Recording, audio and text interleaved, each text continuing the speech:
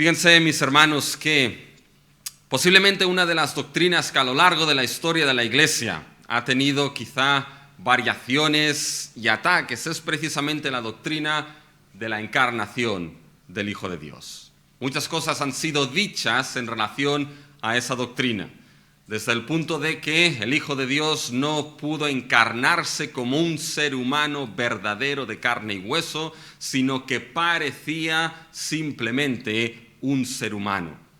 Desde el punto de que la encarnación fue la fusión extraña de la naturaleza humana y de la naturaleza divina, hasta el punto de que la encarnación fue la naturaleza humana y la naturaleza divina creando una tercera naturaleza totalmente extraña que nadie sabía bien de lo que se estaba hablando. Lo que es la doctrina de la encarnación del Hijo de Dios, de que Jesucristo fue verdaderamente humano, ha pasado por diversas fases y ataques a lo largo de la historia de la Iglesia. Pero precisamente es esa doctrina la que el autor de Hebreos va a llevarnos a meditar en este capítulo 2, los versículos del 5 al 18. Ahora bien, es necesario que tengamos algo en mente, mis hermanos, de esta sección. Y es que toda esta sección tiene un tema principal. Y es introducir lo que es la idea de que Jesucristo fue nuestro sumo sacerdote. Fíjense que en el versículo 17 lo pone de manera explícita, de que ese Jesús fue sumo sacerdote, debía ser un sumo sacerdote fiel a lo que se refiere a Dios. Ya lo había anunciado antes en el capítulo 1, pero ahora en esta sección va a mostrar de manera explícita que Jesús es nuestro sumo sacerdote fiel. Por tanto, todos estos versículos que hemos leído funcionan precisamente para esto, funcionan para introducir el tema del sumo sacerdocio de Jesús que más tarde el autor desarrollará en su carta. Y quizá todos estamos familiarizados con lo que es la idea del sumo sacerdocio.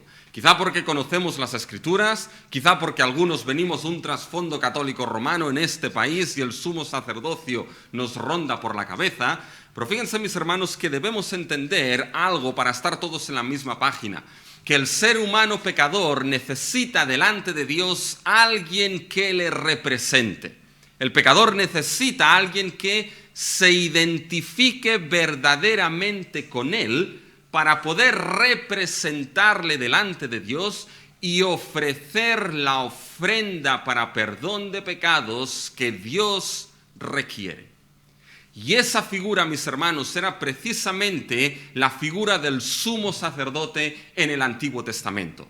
Aquel que representaba al pueblo, aquel que se identificaba verdaderamente con el pueblo de Israel y una vez al año, en el día de la expiación, presentaba lo que era la ofrenda para perdón de pecados de todo el pueblo.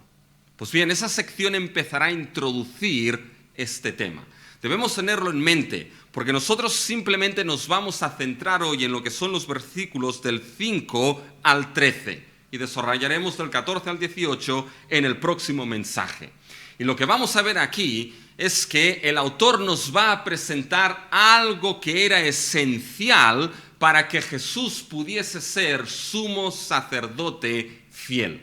Cuando uno se pregunta qué es lo que se requería para que Jesús pudiese ser nuestro sumo sacerdote, entre varias cosas lo que se requería es que Jesús fuese verdaderamente hombre, verdaderamente ser humano. Es la expresión de que fue hecho un poco menor que los ángeles. Eso nos habla de la humanidad de Jesús. Aquel hijo que vimos en el capítulo 1, el hijo que era superior a los ángeles, superior por ser el Hijo de Dios, superior por ser aquel que venció a sus enemigos y salvó a su pueblo, superior por ser el Creador, superior por aquel que tiene el trono y la autoridad eterna. Ahora ese hijo es hecho un poco menor que los ángeles en el capítulo 2. Es decir, fue hecho verdaderamente ser humano. Y eso es lo que nos vamos a centrar, mis hermanos, en el día de hoy. Y vamos a ver tres aspectos en relación a la humanidad de Jesús. Primero es que la humanidad de Jesús fue necesaria para ser nuestra esperanza como raza humana caída. Segundo, es que la humanidad de Jesús tuvo la razón de perfeccionar a aquel que es el autor de nuestra salvación. Y tercero, es que la humanidad de Jesús muestra la solidaridad de Cristo con aquellos que somos sus hermanos. Así que vamos en cierta manera a mirar estos tres aspectos en el día de hoy. Primero, la humanidad de Jesús fue necesaria para ser nuestra esperanza, la esperanza de una raza humana caída. Y aquí hay dos preguntas que debemos hacerlas. La primera es, ¿qué vemos en la humanidad de Jesús? Y lo primero que vemos es que Jesús cumple el ideal de humanidad perfecta. Jesús cumple el ideal de perfecta humanidad. Fíjense, en el texto que hemos leído, mis hermanos, el autor sigue con todo lo que es el tema de los ángeles. Fíjense en el versículo 5, porque no sujetó a los ángeles. Pero fíjense que sigue con el tema de los ángeles, pero diciéndonos algo, que no sujetó algo a los ángeles. Fíjense, porque no sujetó a los ángeles el mundo venidero acerca del cual estamos hablando. Fíjense que el autor aquí nos está diciendo que Dios no sujetó a los ángeles el mundo venidero del cual supuestamente ha estado hablando el autor hasta este punto. Y la pregunta es, ¿dónde el autor nos ha estado hablando de este mundo venidero que no fue sujetado a los ángeles? Acuérdense un poquito lo que vimos, mis hermanos, la semana pasada. Acuérdense de dónde venimos en esta carta sermón de Hebreos. Venimos del capítulo 1 de mostrarnos de que el Hijo es superior. Venimos del capítulo 2, los primeros 4 versículos, donde el autor, ¿qué es lo que hizo? El autor exhortó a sus oyentes a que no descuidásemos una salvación tan grande, a que no nos deslizásemos de esa salvación tan grande que nos ha sido dada por Dios en aquel que es superior, su Hijo. Y fíjense que las razones para no deslizarnos de esa salvación, una de ellas, mis hermanos, es porque la salvación es superior en Cristo Jesús, pero otra de las razones por la cual no deslizarnos y mantenernos fieles y firmes es porque dijimos que nuestra salvación todavía no ha llegado a su consumación final. Fíjense el versículo 14 del capítulo 1, lo que nos decía allí. ¿No son todos espíritus ministradores enviados para servicio a favor de los que serán herederos de la salvación? A favor de los que están determinados para heredar la salvación. Por tanto, el autor mostraba de que nuestra salvación no ha llegado todavía a su consumación final. Todavía somos peregrinos en este mundo. Y esa herencia final de nuestra salvación, mis hermanos, esto es lo que el autor en el versículo 5 dice, ese mundo venidero, ese mundo que todavía está por venir.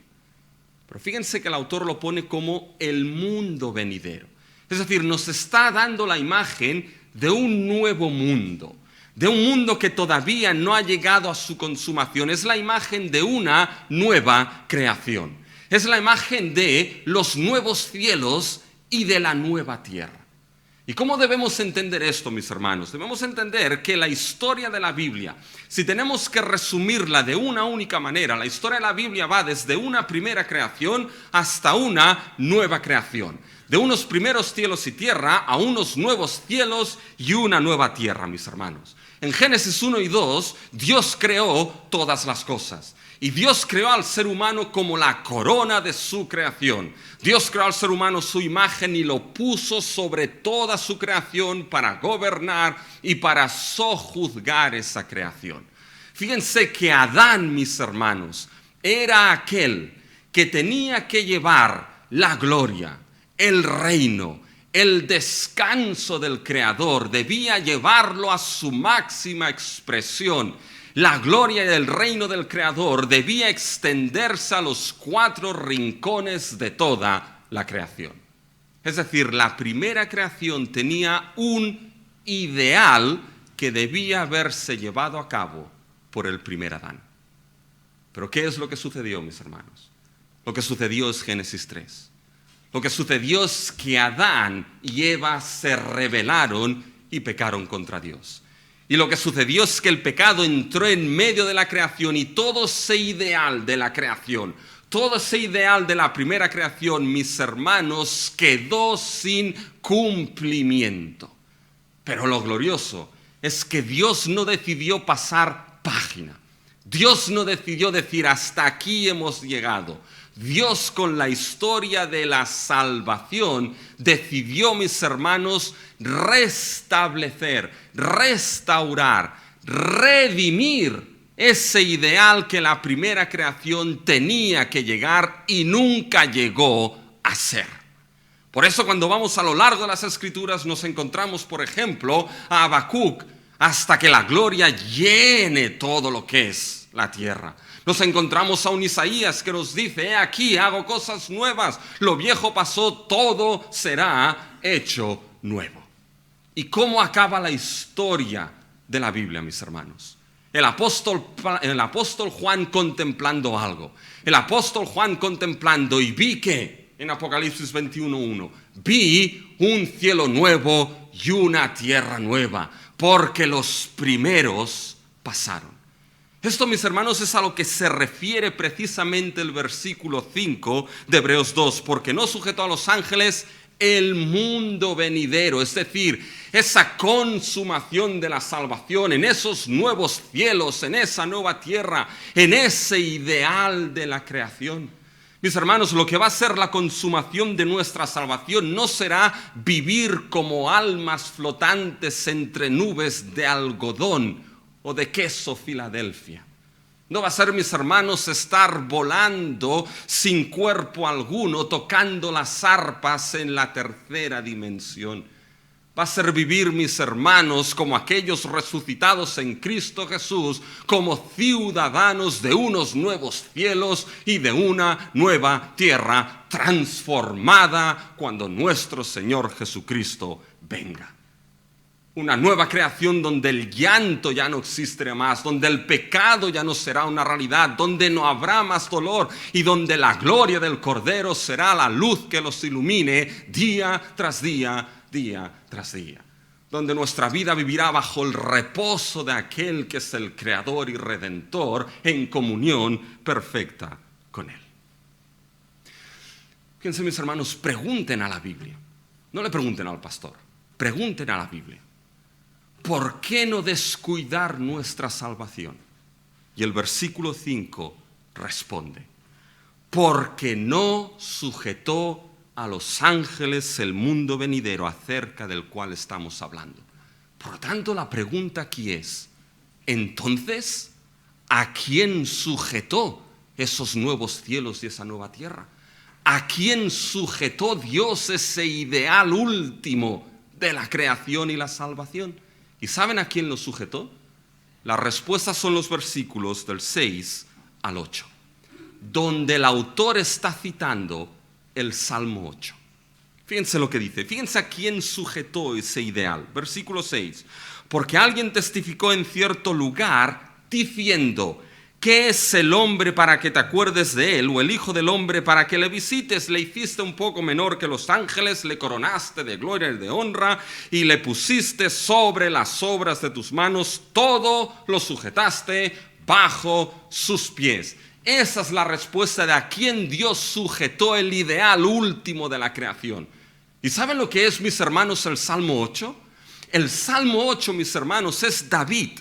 David escribiendo y meditando sobre la creación de Dios. David medita, el salmo que hemos leído al inicio del culto, dice: cuando contemplo los cielos, que son obra de tus manos, el firmamento, todo lo que tú has hecho. Entonces David dice: me pregunto y considero, ¿qué es el ser humano para que te acuerdes de él? ¿Qué es el ser humano para que tengas memoria de él y le visites? El Salmo 8, mis hermanos, es David meditando, ¿saben en qué? en el acontecimiento cuando Dios creó al ser humano en Génesis 1, del 26 al 28. Cuando Dios dijo, hagamos al ser humano nuestra imagen conforme a nuestra semejanza para que señoree sobre los peces del mar, sobre las aves de los cielos, para toda bestia que se arrastra sobre la tierra. David medita sobre qué es el ser humano y la dignidad del ser humano antes de la caída. No pierdan esto. El Salmo 8 es una meditación de lo que es el ser humano antes, escríbalo aquí con letras mayúsculas, grandes, rojas y de neón pampadeantes, antes de la caída del ser humano. Y fíjense que cuando Dios creó, mis hermanos, al ser humano, lo creó a su imagen y semejanza. ¿Para qué propósito? Para que gobernase y sojuzgase toda la creación. Toda la creación estaba sujeta bajo los pies del ser humano creado a imagen del Creador. El ser humano era el vicerregente del Creador sobre toda la creación. El ser humano tenía, por ser imagen de Dios, toda la creación sujeta bajo sus pies. Fíjense qué dignidad, mis hermanos, da lo que es la Biblia. Qué dignidad da lo que es la palabra de Dios al ser humano, varón y hembra, sin ningún tipo de distinción. Creados a imagen como corona de su creación y todo sujeto bajo los pies del ser humano. Pregúntale a la evolución. Pregúntale a la evolución qué dignidad da al ser humano. Y según la evolución, la dignidad que tienes, eres un mono un poquito más evolucionado que anda sobre dos patas. Pregúntale a las religiones orientales, pregúntale al hinduismo qué tipo de dignidad tienes como ser humano. Y no tienes ninguna, a menos que por la ley del karma, que nadie sabe lo que es esto, te haya tocado vivir en una de las castas más elevadas. Pregúntale a la Biblia cuál es la dignidad del ser humano. Y la Biblia te responde, creado a imagen y semejanza de Dios. Sin distinción, mujer, hombre, creado a imagen y semejanza de Dios. Como corona de la creación, con toda la creación sujeta bajo sus pies. Por lo tanto, mis hermanos, Dios sujetó al ser humano toda la primera creación. Y el mundo venidero, ese ideal, lo sujetó también a ese ser humano que creó. ¿Por qué permanecer firmes en nuestra creación, en nuestra redención? Porque al ser humano sujetó ese ideal último de la creación. Pero, ¿saben? Ahora el autor, mis hermanos de Hebreos, va a hacer su propio comentario del Salmo 8. Fíjense en el versículo 8. Fíjense el comentario del autor. Todo lo sujetaste bajo sus pies. Y ahora el autor comenta. Porque en cuanto le sujetó todas las cosas, nada dejó que no sea sujeto a él. Aquí está el autor comentando. Es decir, Dios sujetó todas las cosas al ser humano. Pero, fíjense ahora, pero todavía no vemos que todas las cosas le sean sujetas. ¿Qué es lo que hace el autor ahora, mis hermanos? Sí, por creación Dios sujetó todo al ser humano, pero ahora el autor mira al mundo alrededor. Mira aquella situación que esos cristianos estaban viviendo, momentos difíciles de persecución por su fe o debido a su fe, momentos complicados.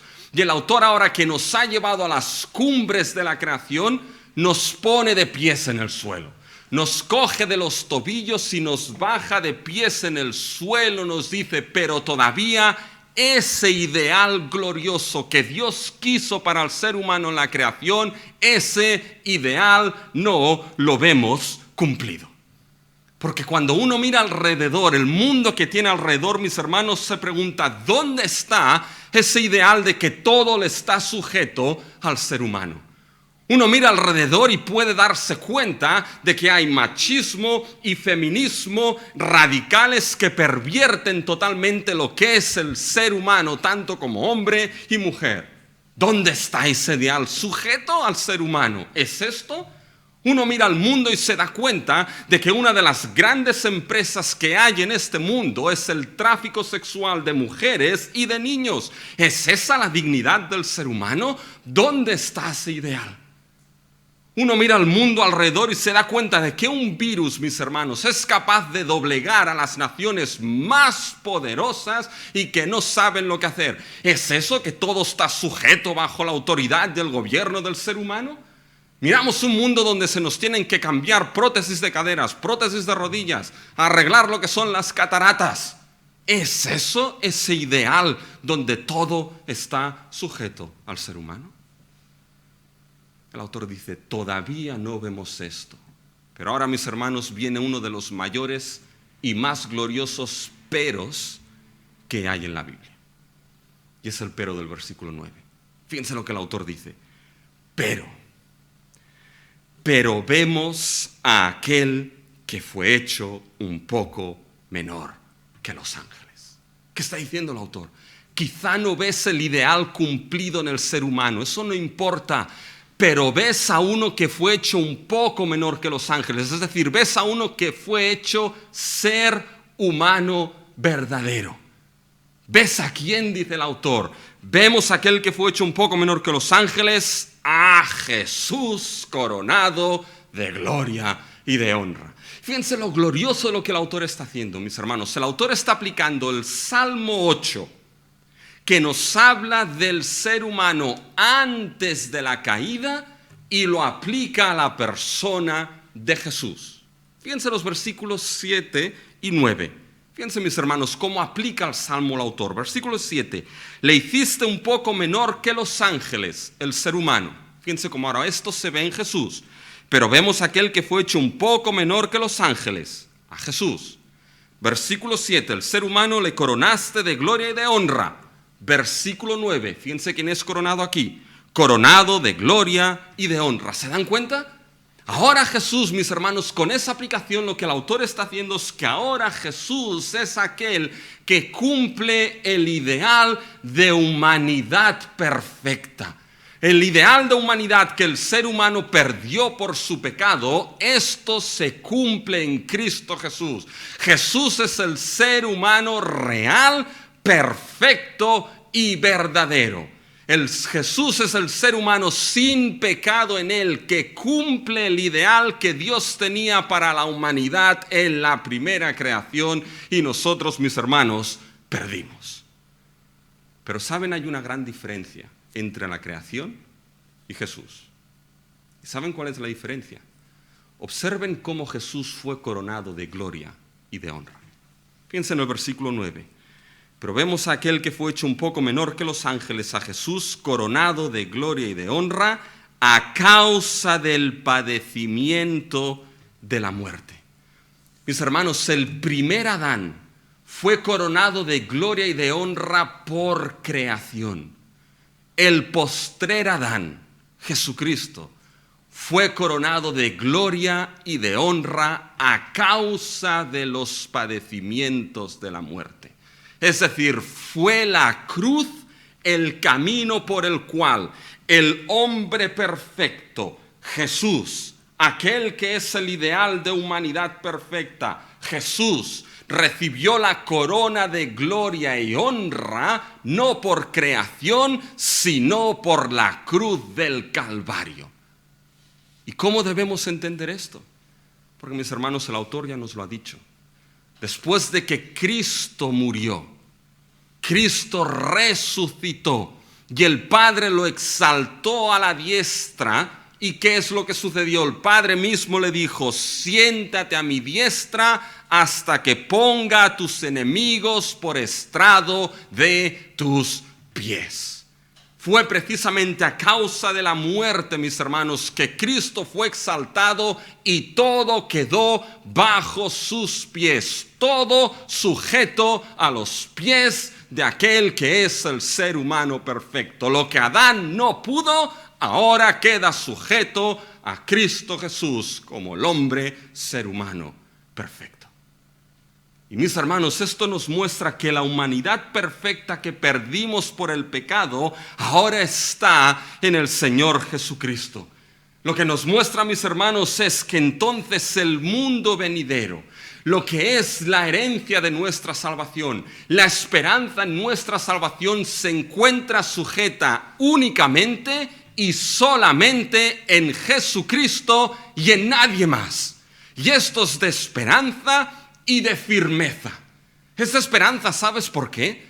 Esa esperanza porque aunque mires el mundo que está alrededor tuyo, aunque veas que es un mundo de caos, un mundo en el cual te preguntas, ¿dónde está ese ideal que Dios quiso?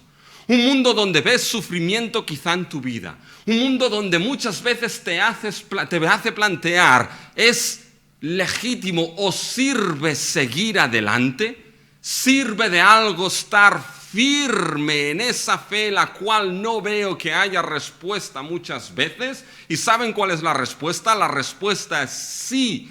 Sí, porque hay uno que tiene bajo sus pies todo sujeto, y este es Cristo Jesús. Y es la única esperanza para una raza humana caída, porque Él cumple lo que nosotros perdimos como seres humanos. Y si hay algún sitio para recuperar la dignidad de tu vida por el estrago del pecado, mis hermanos, el único sitio es en la persona de nuestro Señor Jesucristo. Porque todo lo que uno es y todo lo que uno vale, lo es por la preciosa sangre de Cristo derramada en aquella cruz. Fíjense, hay un himno, mis hermanos, que es precioso. Fíjense lo que dice este himno. Mi valor no está en lo que poseo, no está en la fuerza de la carne y hueso, sino en las costosas heridas del amor de la cruz. Mi valor no está en habilidad o nombre, no está en ganar o perder, en orgullo y vergüenza, sino en la sangre de Cristo. Me gozo en mi Redentor, el mayor tesoro, el manantial de mi alma. No confiaré en ningún otro. Mi alma está satisfecha solamente en Él. Porque Él es aquel, mis hermanos, hombre perfecto que restaura lo que el pecado arruinó en una raza humana caída. Y es de gran firmeza esto, porque recuerden que muchos de esos, mis hermanos, estaban pensando volver atrás, y el autor les está diciendo, es que si descuidas tu salvación en ese Jesús, vas a perder el mundo venidero. Si buscas salvación en algún otro, vas a perder el mundo venidero. Porque solo hay uno que es la esperanza para la raza humana caída, y ese es Cristo. En Cristo vemos esa humanidad perfecta cumplida. ¿Y cuál fue el propósito? Mis hermanos, el propósito fue por la gracia de Dios que fuese nuestro representante. Fíjense en el versículo 9, mis hermanos. Fíjense que nos da el propósito de por qué esa encarnación del Hijo Eterno. ¿Por qué esa humanidad? Fíjense el propósito, versículo 9. Pero vemos a aquel que fue hecho un poco menor que los ángeles, a Jesús coronado de gloria y de honra, a causa del padecimiento de la muerte, para que por la gracia de Dios gustase la muerte por todos. ¿Han leído este propósito, mis hermanos? Escuchen bien lo que la Biblia nos está diciendo aquí. Jesús, aquel que cumple el ideal de humanidad perfecta, a causa de los padecimientos de la cruz, coronado de gloria y de honra. Pero el propósito, ¿cuál es? El propósito es que por la gracia de Dios gustase la muerte. ¿Se dan cuenta, mis hermanos? Sin encarnación no habría posibilidad de que ese propósito se cumpliese. Y eso es dado únicamente por la gracia y el favor inmerecido de Dios. No fue invento humano, no fue filosofía humana, no fue deseo humano, fue la pura gracia de nuestro Dios. Esa bondad inmerecida hacia nosotros, lo que hizo, mis hermanos, que Jesús gustase la muerte. Si hay uno de los propósitos de la encarnación, es que el propósito de la encarnación es que el eterno Hijo de Dios pudiese gustar la muerte. Encarnado para morir. Y uno se pregunta, ¿y dónde se ve la gracia de Dios en esto? ¿Dónde se ve que la gracia de Dios obró en un propósito tan terrible como este? ¿Saben dónde se ve? De que la muerte que Jesús probó como hombre perfecto no fue cualquier tipo de muerte. Fíjense lo que dice el texto. Para que probase la muerte por todos. ¿Saben qué significa ese por todos? Probase la muerte en lugar de todos. Y ese todo se refiere a esa raza humana caída en pecado que Él vino a redimir. Fue la gracia de Dios que Cristo, el hombre perfecto, probase la muerte en lugar de una raza humana hundida en pecado. Y ahí estabas tú y yo sin excepción. Y todo el que escucha. La muerte de Jesús fue una muerte sustitutoria. Y debes saber algo, que la muerte que Jesús probó y gustó es la muerte que tú y yo deberíamos probar por nuestro pecado, y la probó Cristo en la cruz. ¿Y cómo es eso posible? Es posible, mis hermanos, porque Él fue el representante de una raza humana caída. ¿Cómo puede ser el representante? Porque fue hecho hombre, de carne y hueso. Y solo un ser humano puede representar a otro ser humano. ¿Cómo Dios pudo aceptar esa representación? Porque fue hecho ser humano perfecto. El ideal antes de la caída. Y esa representación valió, mis hermanos. Un ángel no hubiese sido suficiente para nosotros. Un ángel no hubiese representado nada, ningún ser humano caído. Se requería un ser humano perfecto que probase en nuestro lugar la muerte por los pecados. Fíjense, mis hermanos, que en su gracia Dios no nos dio un ángel. Dios no nos dio ninguno de los 4 seres vivientes alrededor del trono con sus alas cubriéndose la cara. No nos dio nada de eso, nos dio algo mucho mejor, mucho mayor. Nos dio a su Hijo amado, aquel que tiene complacencia, a su Hijo que desde la eternidad ha sido el objeto de deseo y de amor del Padre eterno. Él nos lo dio para que probase la muerte en el lugar de una raza humana caída. Pero esa muerte, mis hermanos, abrió la corona de gloria y honor a la diestra del Padre, como nuestro sumo sacerdote. Para que en medio de nuestras aflicciones, para que en medio de nuestras tribulaciones, para que en medio de cuando nuestra fe es zarandeada y uno se pregunta la gran pregunta, ¿por qué, Señor, esto es así en estos momentos? Puedas levantar los ojos y ver que aquel que fue tu representante en la cruz ahora está como hombre perfecto representándote cada día a la diestra del Padre, en tus aflicciones, en tus problemas y en tus caídas. La humanidad del Señor Jesucristo, mis hermanos, perfecta, es la única esperanza para una raza humana caída. Pero el segundo punto es que la humanidad de Jesús tuvo la razón de ser perfeccionado como el autor de nuestra salvación. Perfeccionado primero en obediencia por los sufrimientos. Fíjense, mis hermanos, cuando entramos en el versículo 10, fíjense que aquí se nos da la razón. Y la razón es una razón de conveniencia. Fíjense, porque convenía aquel por cuya causa son todas las cosas y por quien todas las cosas subsisten. Ese se refiere a Dios. Pues a Dios, el creador y sustentador, había algo que le convenía. ¿Qué es lo que le convenía a Dios, mis hermanos? Fíjense, Porque convenía aquel por cuya causa son todas las cosas y por quien todas las cosas subsisten, que habiendo de llevar muchos hijos a la gloria, perfeccionase, mis hermanos. Eso es lo que le convenía a Dios. Perfeccionase por aflicciones al autor de la salvación de ellos. Fíjense, mis hermanos, de dónde venimos. Venimos que Jesús es el hombre perfecto, cumple el ideal de humanidad perfecta. Por lo tanto, es nuestro representante perfecto. Pero ahora conviene que sea perfeccionado. La cuestión es cómo entendemos esto. ¿Es que había algo que le faltaba al Hijo de Dios? Y mis hermanos, nada le faltaba al Hijo de Dios. El Hijo de Dios es perfecto ahora y para siempre. La perfección del Hijo de Dios es la perfección de la misma esencia divina. Cuando Jesús se encarnó, esa humanidad era y será para siempre perfecta y sin pecado.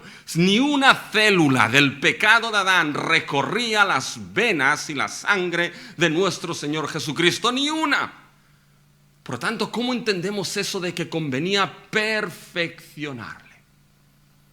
Y lo entendemos, espero, cuando vemos unas cuantas cosas más de este versículo. ¿A quién se tenía que perfeccionar? Fíjense, mis hermanos, el versículo 10. Perfeccionarse por las aflicciones al autor de la salvación de ellos.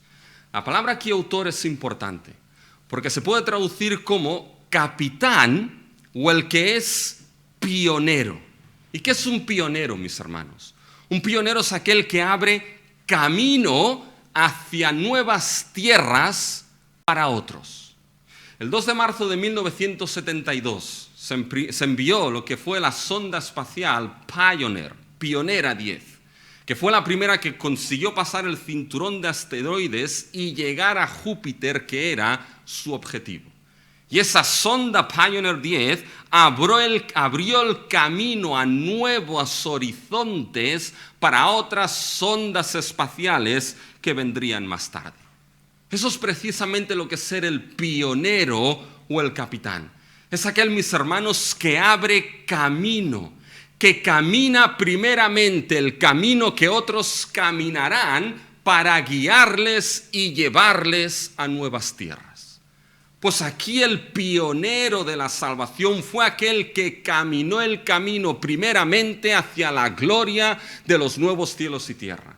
Hacia esa gloria de que Dios quería llevar muchos hijos a la gloria. Ahora bien, esto todavía no explica la idea de perfeccionar. ¿Qué significa esto, mis hermanos? No pierdan de vista la idea de pionero. Pero fíjense cómo es perfeccionado aquí el autor de nuestra salvación, el capitán, el pionero. Fíjense cuál es el medio para la perfección aquí. Fíjense, de llevar muchos hijos a la gloria, perfeccionarse por aflicciones. Por tanto, las aflicciones, mis hermanos, son el medio por el cual Dios perfeccionó al capitán de nuestra salvación.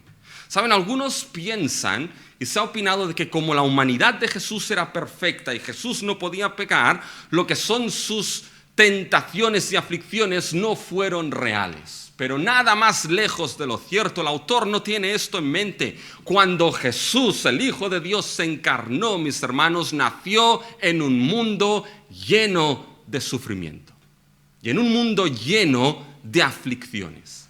Y piensen en Jesús, abandonado, mis hermanos, por los suyos. Sintió la aflicción del abandono. Criticado, mis hermanos, y injustamente y con indiferencia por sus enemigos. Sintió el sufrimiento del cansancio y se sentó al lado de un pozo. Sintió, mis hermanos, el dolor y las aflicciones de la muerte frente a la tumba de su amigo Lázaro por haberlo perdido. Sintió, mis hermanos, el dolor de la enfermedad en todos aquellos leprosos que tenía que sanar, en todos aquellos ciegos que tenía que darles vista. Sintió lo que era el sufrimiento del abandono de los más cercanos, que en el momento más difícil todos corrieron y se alejaron de él. Sintió el sufrimiento físico y la aflicción física de los azotes romanos, de la corona de espinas, de los clavos de la cruz. sufrió la gran aflicción de la ira de un Dios santo sobre él y el abandono de Dios cuando gritó: Dios mío, ¿por qué me has desamparado? ¿Hay algún tipo de aflicción que Cristo no pasó? Pasó por toda la gama de ellas, mis hermanos, y algunas más profundas. Pero por medio de esas aflicciones, fíjense, mis hermanos, y aquí está el punto, por medio de esas aflicciones, el autor de nuestra salvación en todas ellas fue obediente al Padre. Por medio de esas aflicciones y en medio de ellas fue fiel y obediente de manera perfecta al Padre. De tal manera que cuando llegase la aflicción última y mayor, beber la copa de la ira de Dios y la cruz del Calvario, cuando llegase esa aflicción, nuestro autor de la salvación fuese plenamente y perfectamente obediente en aquella cruz para valer y probar la muerte por aquellos que tenía que llevar a la gloria. Y caminó el camino de la aflicción en obediencia para que tú en medio de tu aflicción puedas caminar seguro de que tienes un sumo sacerdote, de que el fin de sus sufrimientos fueron la gloria y ese será tu fin. Saben, recuerdo hace años, mis hermanos, que fui al dentista. Y cuando llegué al dentista, tuve la gran sorpresa de que el dentista, mis hermanos, tenía un aparato de hierro en la boca, con unos hierros que le iban por detrás de las orejas y le cogían toda la mandíbula y parecía más un androide de la Guerra de las Galaxias que no un dentista. Y cuando lo vi, ¿saben lo que pasó por mi cabeza? Dice: Rubén, apañado vas. Si este, que no sabe ni cómo cuidarse los dientes, me tiene que arreglar los míos, apañado va, Rubén. Pero ¿saben qué? Más tarde pensé en algo. Más tarde fueron 2 o 3 años después. Así que ya no llegaba tiempo de arrepentirme y de pedirle disculpas por haber sido pronto para juzgar y tardo para huir, ¿ya? Pero ¿saben lo que pensé? ¿Qué mejor o quién mejor para arreglarme los dientes que uno que ha pasado por lo que es dolor de dientes, mis hermanos? ¿Saben? Cuando me subo a un avión, los pilotos que llevan a pasajeros necesitan muchas horas de vuelo. Pues quiero verdaderamente un piloto, mis hermanos, que lleve horas de vuelo y que aún y a pesar de las turbulencias que haya podido pasar, por medio de esas turbulencias ha permanecido fiel sentado en su asiento para pilotar el avión. Y no lo ha dejado. Si es así, que ese hombre o mujer me lleve donde me tenga que llevar. No quiero uno que a la primera turbación se baje del avión. Apañados estaríamos. Mis hermanos, Cristo fue perfeccionado ¿en qué sentido? No en que le faltase algo, no de pecador a no pecador, esa no es la idea. Es que por las aflicciones fue cualificado como sumo sacerdote obediente de manera perfecta. De tal manera que en aquella cruz su obediencia perfecta abrió la gloria para él y su obediencia perfecta en la cruz es capaz de abrir la gloria para los suyos. Saben, he pensado mucho, mis hermanos, en este pequeño texto. Es que muchas veces las aflicciones en nuestra vida, ¿saben qué? Pueden ser precisamente esos medios que Dios usa para perfeccionarnos en obediencia como sus hijos o como sus siervos. Para que muchas veces cuando se nos zarandean nuestras raíces sean muchas veces más profundas y más fuertes. Pero saben, el punto aquí no es tanto nosotros, sino es Cristo. Y que tuviste uno perfeccionado, obediente, y gracias a esa obediencia, mis hermanos, es el pionero para nuestra salvación. Que cuando hay aflicción sabes que hay uno que pasó y caminó ese camino primeramente y su destino fue la gloria. ¿Saben? Cuando tenemos momentos difíciles entramos muchas veces en lo que se llama una diatriba con Dios, un diálogo con Dios. Y nosotros le preguntamos a Dios: Señor, no entiendo por qué esas aflicciones en mi vida. Y Dios responde: no te preocupes, yo sé lo profundas y lo duras que son esas aflicciones. Y tú respondes a Dios: sí, Señor, yo sé que lo sabes porque tú eres omnisciente, porque tú todo lo sabes. Pero no es lo mismo saberlo de cabeza que pasarlo en propia carne. Y Dios responde: no te equivoques. Yo lo sé porque soy omnisciente, pero porque pasé también por esas aflicciones. Porque yo di a mi Hijo. Y por esas aflicciones fue perfeccionado en obediencia. ¿Y sabes cuál fue el fin de esa obediencia? Que la gloria a la diestra de la majestad fue abierta para mi Hijo. Y esa misma obediencia de nuestro autor de la salvación, fiel y obediente, no pierdas esto, esa misma obediencia es la que te sustenta y abre la gloria para ti, sean cuales sean las aflicciones. Por lo tanto, ¿por qué permanecer fiel a nuestra salvación? Porque Él nos sostendrá. Y porque su obediencia perfecta abrió la gloria para Él y para aquellos que Dios decidió llevar a la gloria. Fue perfeccionado en obediencia por los sufrimientos, pero perfeccionado en obediencia para gloria. Fíjense, esto no hemos dicho, pero quiero que no lo pierdan de vista, mis hermanos. Fíjense el versículo 10. ¿Cuál es el propósito por el cual Dios le convenía hacer esto con su Hijo? Fíjense, versículo 10. Porque convenía aquel por cuya causa son todas las cosas y por quien todas las cosas subsisten, escuchen ahora, que habiendo de llevar muchos hijos a la gloria.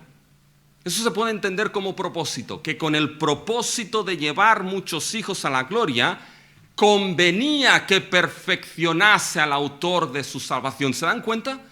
El propósito de perfeccionar a su Hijo con aflicciones fue el propósito de llevar a muchos de sus hijos a la gloria eterna, de llevarlos a los nuevos cielos y a la nueva tierra, de llevarlos a esa gloria eterna que el Hijo tenía desde antes de la fundación del mundo. La conveniencia aquí de Dios no es porque a Dios le faltase algo, no es que Dios estuviese en la eternidad y dijese: me falta algo. Me conviene perfeccionar a mi Hijo como si algo me faltase para hacerme completo. Esto no es la idea. A Dios no le va a faltar nunca nada. Dios es el ser más perfecto y más complacido de sí mismo y nunca va a estar insatisfecho con Él. La conveniencia aquí es una conveniencia redentora, mis hermanos. Convenía ese sumo sacerdote, perfecto en representante y perfecto en obediencia para llevar muchos hijos a la gloria, porque la gloria no acepta imperfección alguna, mis hermanos. Y solo era abierta con un representante perfecto y una obediencia perfecta. ¿Y saben lo que es lo glorioso de esto? Que esto nos muestra, mis hermanos, el gran amor de nuestro Dios.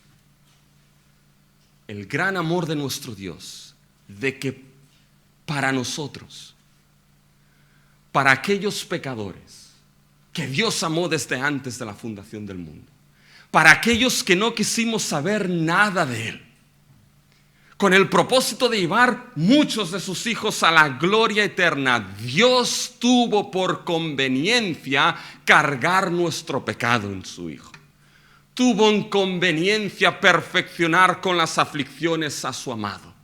Tuvo en conveniencia derramar sobre él su ira. Tuvo en conveniencia cargar el castigo de nuestra rebelión, de nuestra transgresión, de nuestro crimen delante de él. ¿Cuánto nos amó Dios?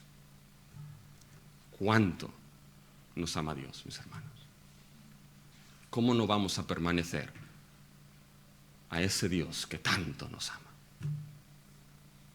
Porque saben, el tercer y último punto es que la humanidad de Jesús muestra la solidaridad como sumo sacerdote con nosotros, sus hermanos. ¿Y dónde se ve esta solidaridad, mis hermanos? Se ve en que Jesús no se avergüenza de aquellos que Él santifica. Fíjense, mis hermanos, que esto lo vemos del versículo 11 hasta el 13. Fíjense que la idea de solidaridad muchas veces se entiende como el apoyo o la adhesión a una causa ajena. Es como, por ejemplo, los multimillonarios. Son solidarios con causas ajenas, ¿ya? Y dan una gran cantidad de dinero a causas benéficas. No tanto por solidaridad, sino para desgravación de sus impuestos muchas veces, ¿ya? Y los que no pueden, pues si son youtubers, se van a Andorra, ¿ya? Que ahí desgravan menos, ¿ya? Pero fíjense, mis hermanos, que aquí no es esa solidaridad la que se habla de Jesús. Aquí la solidaridad se refiere a una solidaridad de identificación con los otros, de participar de lo que los otros participan. Déjenme que les ponga un ejemplo en esto. Fíjense el primer Adán, mis hermanos. El primer Adán es el representante de una raza humana caída. Y nosotros estamos en solidaridad con aquel que fue nuestro representante, ya antes de Cristo.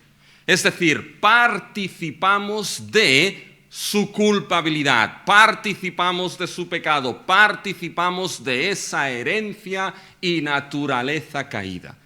Esa es la idea de solidaridad. Eso es lo que el sumo sacerdote tenía que tener en el Antiguo Testamento. ¿Saben? El sumo sacerdote tenía que ser representante del pueblo delante de Dios. Pero para eso tenía que ser solidario con el pueblo. ¿En qué sentido? Que el sumo sacerdote tenía que provenir del mismo pueblo. El sumo sacerdote tenía que ser de la misma familia del pueblo de Dios. No podía ser un extraño no representaba al pueblo. Tenía que venir de la propia familia del pueblo de Dios para tener esa solidaridad, es decir, tenía que ser igual e identificarse y participar de lo que el pueblo que representaba pasaba y sufría. ¿Me entienden? Bien, esta es la solidaridad de Jesús como nuestro sumo sacerdote.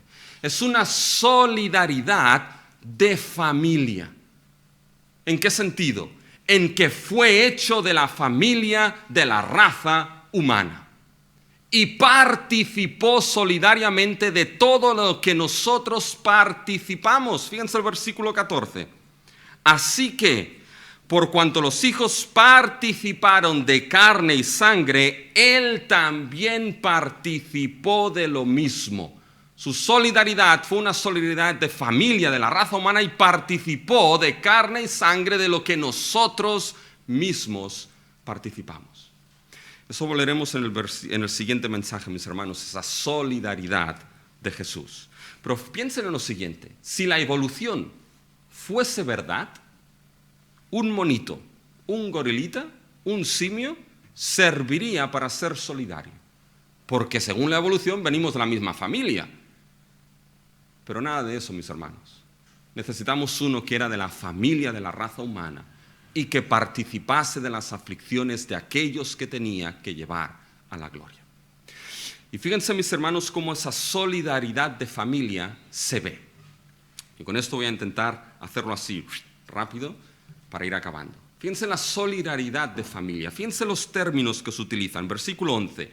Porque el que santifica y los que son santificados, de uno son todos, por lo cual no se avergüenza de llamarlos hermanos. Fíjense, el que santifica, ya, este es Cristo, y los que son santificados, eso seríamos nosotros.